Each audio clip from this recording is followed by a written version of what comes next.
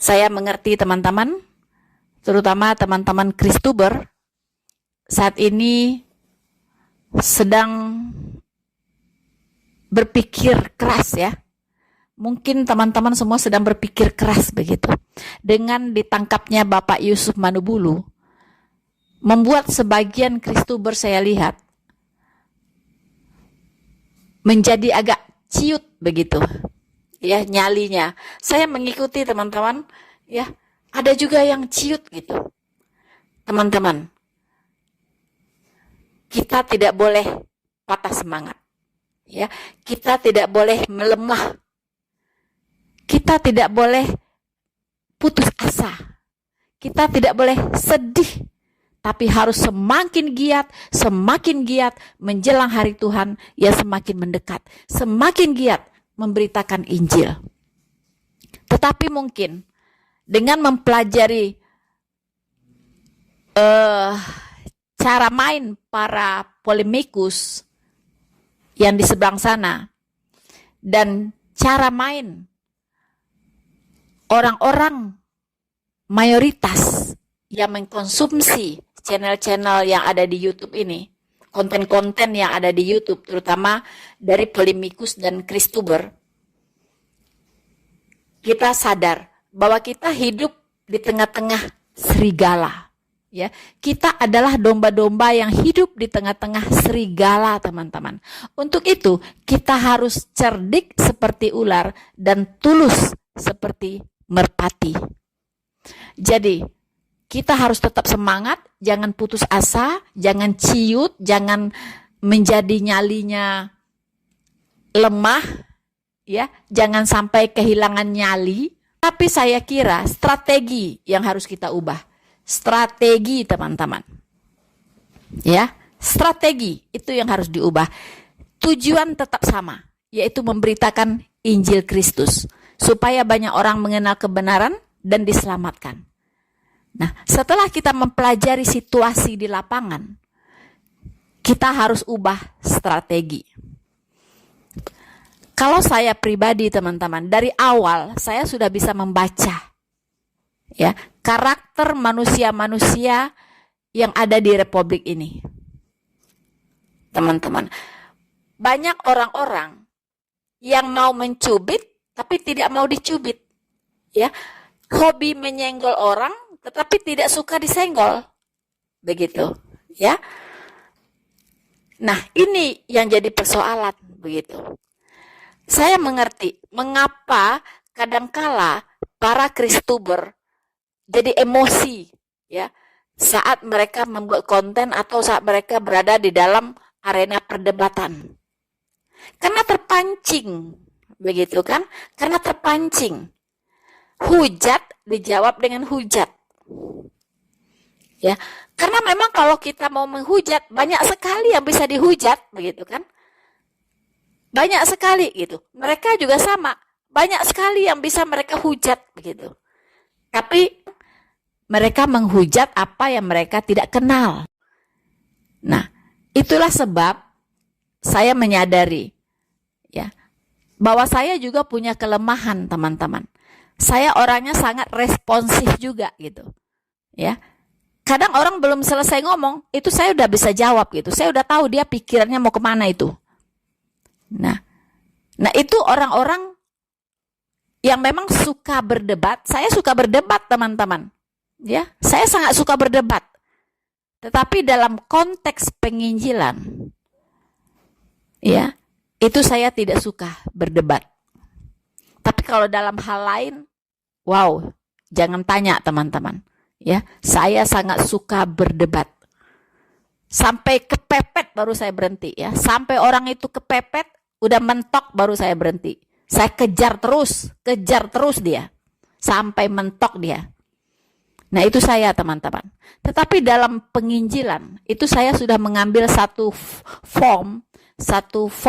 bentuk, itu no debat. No debat. Mengapa, teman-teman? Karena saya tahu ya, kalau kita berdebat dengan Muslim, kadang juga saya dipancing, teman-teman. Kadang di komen di video saya, berani nggak debat dengan Zuma, ya? Berani nggak debat dengan ini? Berani nggak debat dengan ini? Persoalannya bukan soal beraninya, Bung. Kalau berani, saya sangat berani, ya, sangat berani kalau untuk berdebat. Tetapi saya tidak memakai cara itu di dalam penginjilan.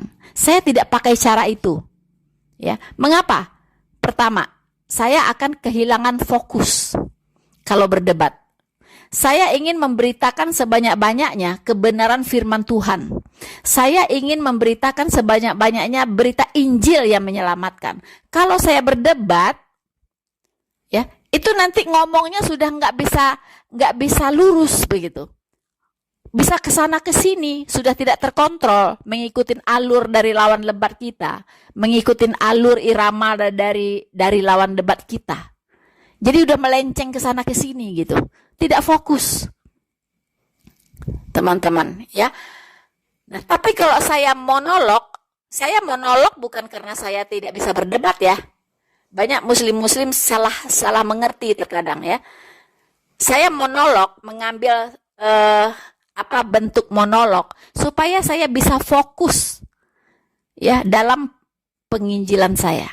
Jadi jelas awalnya apa, pertengahannya apa, ujungnya apa, itu sudah terskema semua, teman-teman, ya. Sudah tersusun rapi apa yang ingin saya sampaikan. Begitu. Memang dalam bentuk berapologet, ya. Jadi saya ketemu ustadz-ustadz atau mu'alaf, ya, yang berani-berani bicara salah tentang iman kekristenan, yang tidak sesuai dengan kebenaran yang ada di Alkitab. Nah, itu saya counter. Saya tampilkan dulu dia bicara apa. Setelah itu saya counter. Ya. Mengapa saya harus tampilkan dulu, cuplik dulu apa yang dia omongin? Supaya apa? Kalau ada kasus hukum sebagai bukti, itu tidak bisa mengelak bahwa saya betul-betul sedang mengcounter dia. Dia yang duluan, ya, menghujat Tuhan saya. Dia yang duluan, karena dia menghujat Tuhan saya, karena dia menghujat Alkitab saya, karena dia menghujat iman saya, karena dia menafsirkan iman kekristenan, menafsirkan ayat-ayat yang ada di Alkitab saya secara salah. Maka saya harus counter. Jelas dasarnya, jelas masalahnya, teman-teman, ya. Tetapi kalau debat ngawur ngidul sana sini, ya kan, menang suara besar saja, tapi isinya 0, 0, begitu, teman-teman, ya. Karena ada orang debat seolah-olah dia orang hebat karena menang suara gitu, tapi isinya 0 besar. Nah, jadi saya sudah mengambil satu form dalam penginjilan, yaitu monolog, dengan cara mengcounter orang-orang yang bicara serampangan, yang tidak tepat, yang nyeleneh, ya, yang fitnah, ya, yang membuat narasi-narasi sendiri, menafsirkan secara salah tentang iman kekristenan, tentang ayat-ayat Alkitab dan sebagainya. Nah, jadi ke depannya mungkin kita harus berubah. Jangan lagi pakai perdebatan untuk penginjilan, teman-teman. Nggak ada gunanya, ya. Saya dari awal sudah tahu mengapa saya tidak pilih berdebat. Pertama, standar kebenaran yang kita pakai dengan standar kebenaran yang dipakai oleh saudara kita yang di sebelah sana, itu beda, begitu, ya. Beda. Standarnya saja sudah beda. Lalu apa yang mau diperdebatkan? Tidak ada. Ya, sampai kiamat pun itu tidak akan pernah ketemu. Tidak akan pernah ketemu.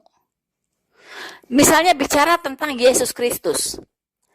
Mereka bicara Yesus Kristus, tetapi di kepalanya itu Isa Al-Masih yang ada di kitab mereka. Itu nggak nyambung gitu, nggak nyambung. Kita bilang Yesus Kristus lahir di kandang domba, dia bilang di bawah pohon korma. Sampai kiamat pun nggak ketemu, teman-teman. Ya, kita bilang Yesus Kristus mati disalibkan untuk pengampunan dosa. Mereka bilang nggak ada penyaliban, masa Tuhan disalib? Jadi please deh, nggak akan pernah ketemu kalau berdebat, hanya mendatangkan masalah, membuat sakit hati, membuat permusuhan. Ya. Apalagi kalau pakai keluar kata-kata yang menyakitkan. Ya, amarah, saling memaki. Begitu ya, saling menghujat. Nggak ada hasil yang diharapkan gitu. Apa hasil penginjilannya melalui debat? Nggak ada. Ya, karena masing-masing pihak itu bukan mencari kebenaran, tetapi dalam perdebatan itu yang dicari adalah pembenaran. Ya, you berpendapat nih satu pihak berdebat, dia ingin mempertahankan pendapatnya. Ya, lawan debatnya juga sama.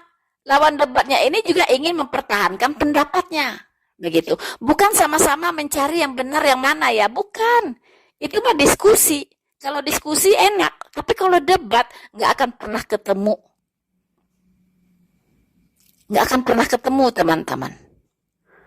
Ya, saya juga tidak menyangkal ya.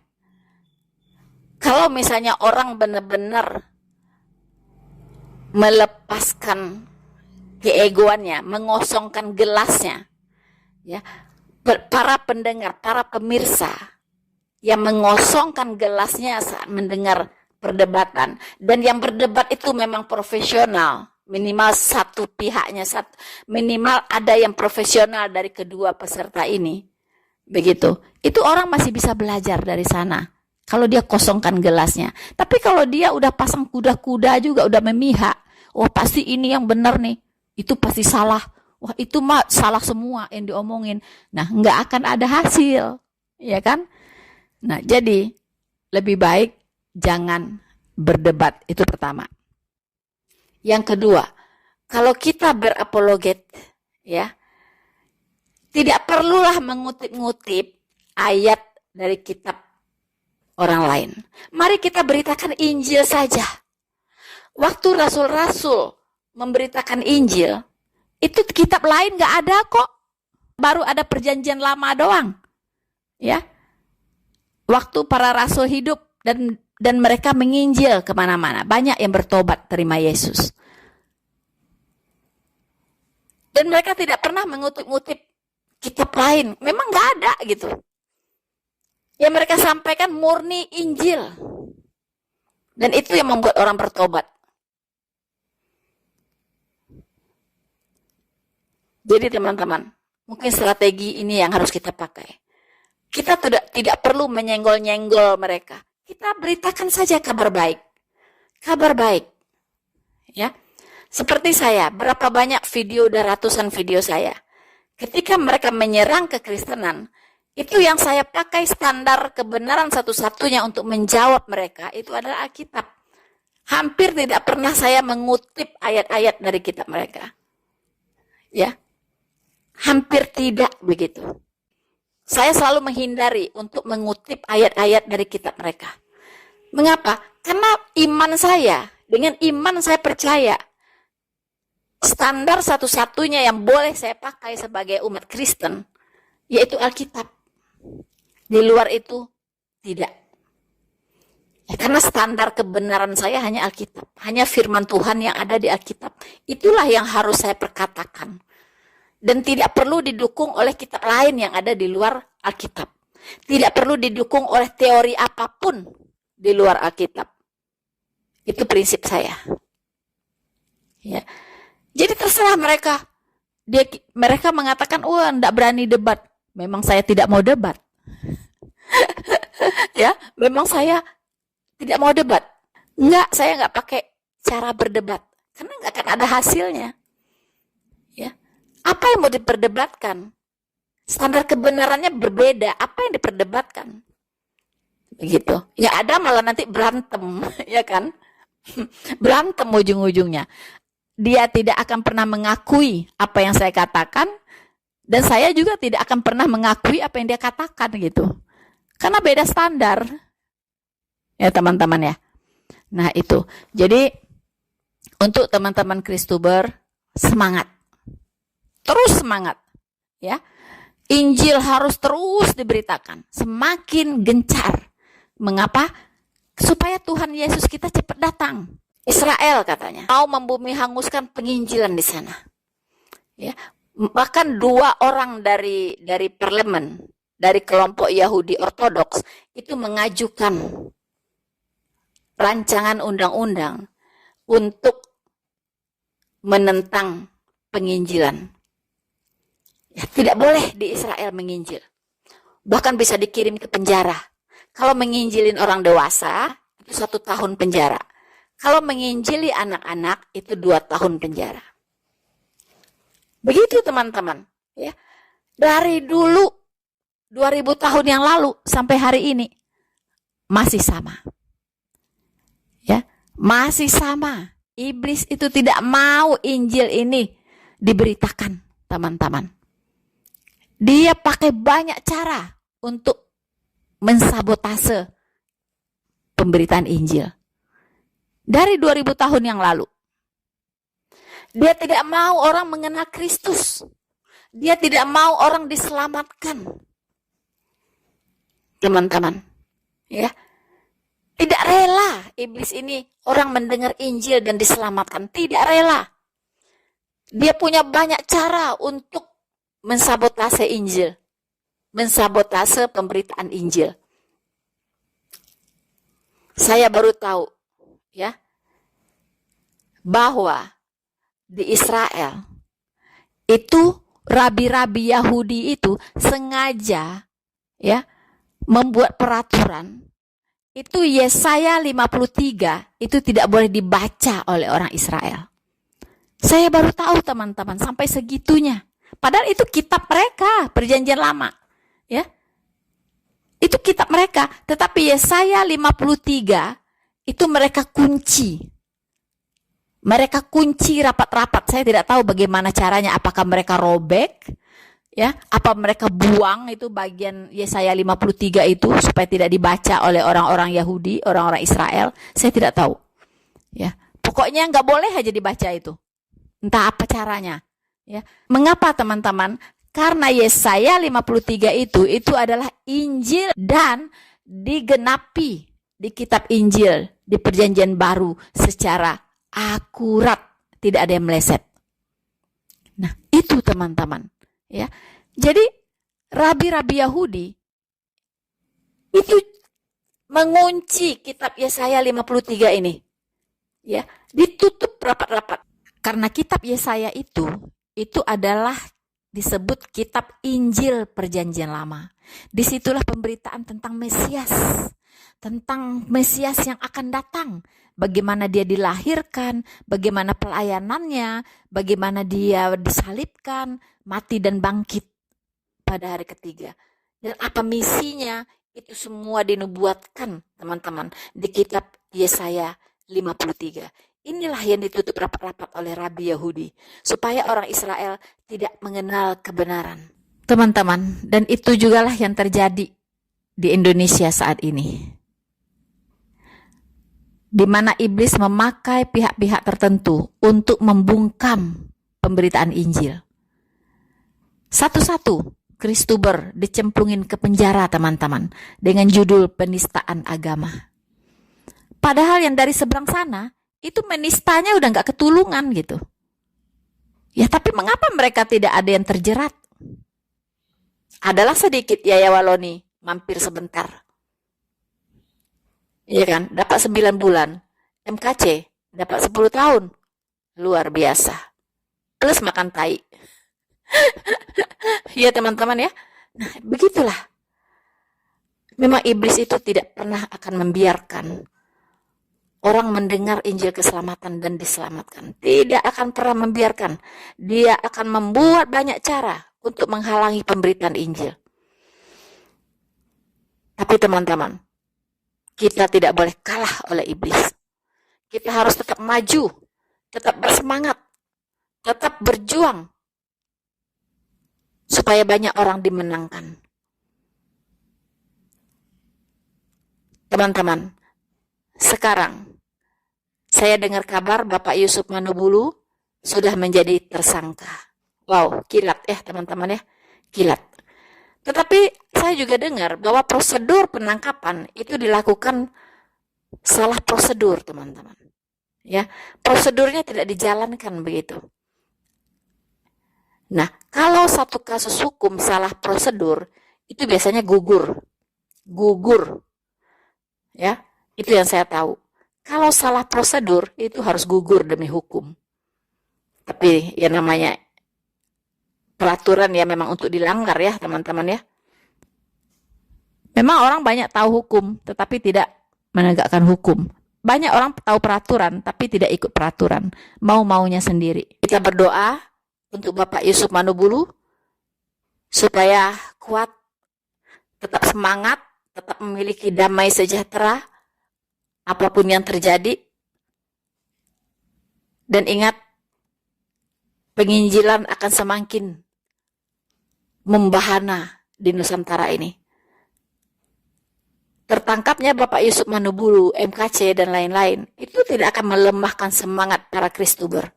Akan terus menggemakan Injil sampai Tuhan Yesus datang kedua kali. Teman-teman, dalam kesempatan ini, saya ingin sekali membagikan, ya, membacakan beberapa komentar dari para pemirsa yang menanggapi tentang penangkapan dari Bapak Yusuf Manubulu. Semoga ini bisa menambah semangat kita semua untuk terus memberitakan Injil. Nama-nama para penghujat-penghujat kekristenan, ya memang dunia ini milik mereka. Mereka yang berasal dari dunia, itu akan dikasihi oleh dunia. Dunia akan mengasihi mereka. Karena mereka berasal dari dunia. Kita yang berasal dari Allah, itu dibenci oleh dunia. Akan mengalami aniaya. Karena kita tidak berasal dari dunia. Teman-teman, teguhkan dan kuatkan hatimu. Para laskar Kristus. No turning back. No turning back.